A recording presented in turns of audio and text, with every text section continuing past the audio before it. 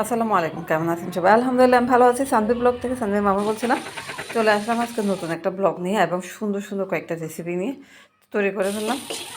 শুটকির ভর্তা, তারপর ডিম দিয়ে কইঠা ভাজি, মানে সিসিঙ্গা যে যেটা বলে আর কি। তো কাঁচামরিচ নিয়ে আসছিলাম, তো সেগুলো একটু কুটে পরিষ্কার করে রাখতেছিলাম।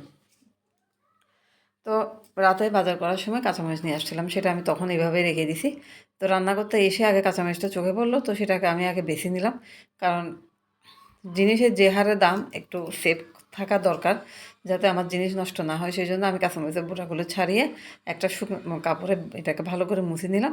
মুছে নিয়ে আমি এখন যেটুকু দরকার ওটুকু রাখবো, আর বাকিটুকু ফ্রিজে ভরে রাখবো। তো কইঠা আজকে ভাজি করব। সবসময় তো রান্না করে খাই বা ভাজি খাই এক এক রকমের। আজকে আমি একটু অন্যভাবে রান্না করব। একটা কইঠা আমি এখানে পুড়ে নিছি, মরিচ আর রসুন, একটা ভর্তা তৈরি করব। তো ধনেপাতা সিজন যেহেতু, এখন ধনেপাতা দিয়ে সুন্দর করে একটা ভর্তা তৈরি করে ফেললাম। আমার গ্রানটা অসম্ভব সুন্দর হয়েছে। মানে আমি প্রথমবার এই কইঠার ভর্তা খেলাম, আমি তো মুগ্ধ। এরপরে আরও দুটা কইঠা আছে, সেটাকে আমি ভালো করে ছিলে নিলাম। এভাবে মানে যে যেভাবে ছিলে আর কি, তবে এই কইঠা ছিলার সিস্টেম তো এরকমই। তারপরে এটাকে আমি ভালো করে ধুয়ে নিয়ে মাঝখানে ফালা করে তারপরে একদম কুচি কুচি করে কেটে নিব, যেহেতু আমি ভাজি করব। তো সেই জন্য এটাকে এভাবে করে আমি কেটে নিলাম। ভিতরে পুরো অংশটাই নরম, সেই জন্য আর ভিতরের অংশটা ফেলে দিলাম না। আজকে কইঠা দিয়ে সুন্দর দুইটা রেসিপি করব, আশা করি আপনাদের কাছে অনেক ভালো লাগবে। তো এইভাবে করে করে আমি দুইটা কইঠাই করে নিলাম, করে আমি একটা পাত্রের মধ্যে তুলে নিচ্ছি।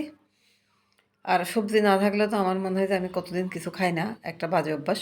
না থাকলেও ভালো লাগে না, আবার সবজি এক নাগারে খেতেও ভালো লাগে না, কিন্তু মনে হয় খেতেই হবে।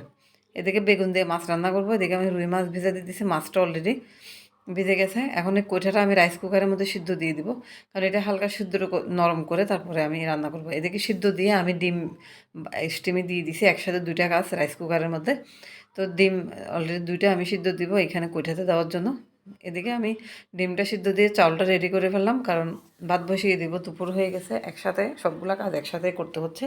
তো এদিকে চাউলটা ভালো করে পরিষ্কার করে ধুলাম। আমার চালটা ভাতটা অনেক মজা, এবারের ভাতটা তো একদম ভালো করে পরিষ্কার পরিচ্ছন্ন করে ধুয়ে নিয়েছি।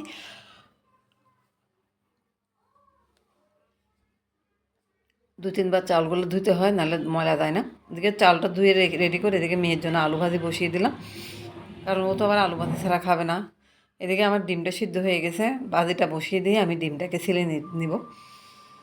তারপর ডিমটা ছিলে নেওয়ার পরে আমি চুলাতে কড়াই বসাই দেবো। এখন আমি এখানে রান্না বসাই দেবো। এদিকে আবার পেঁয়াজ রসুন সব, কাঁচামরিচ, পেঁয়াজ আমার কাটা আছে, এটাকে আমি থেতো করে নিব। কারণ ইদানিং থেতো করা তরকারি আমার কাছে স্বাদ লাগে বেশি কাটার চেয়েও।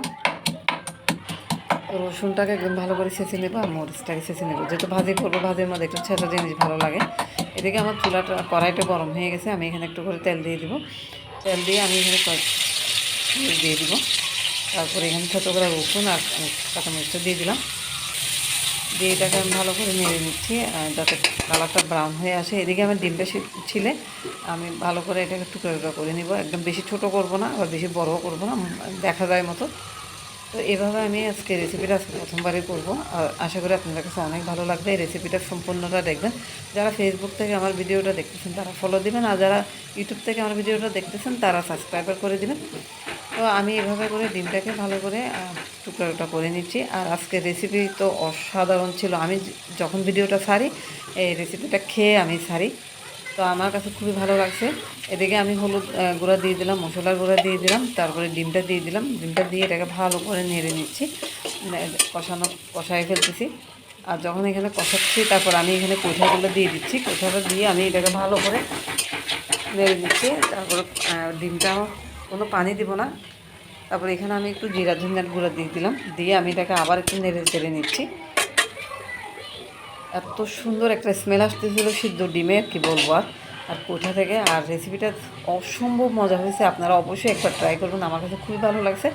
তো এই, আর এদিকে আমি হচ্ছে রুই মাছ দিয়ে বেগুন রান্না করলাম, আর হচ্ছে ভর্তা তৈরি করছি। এই হলো আজকের রেসিপি, আশা করি ভালো লাগবে। আল্লাহ হাফেজ, বাই বাই।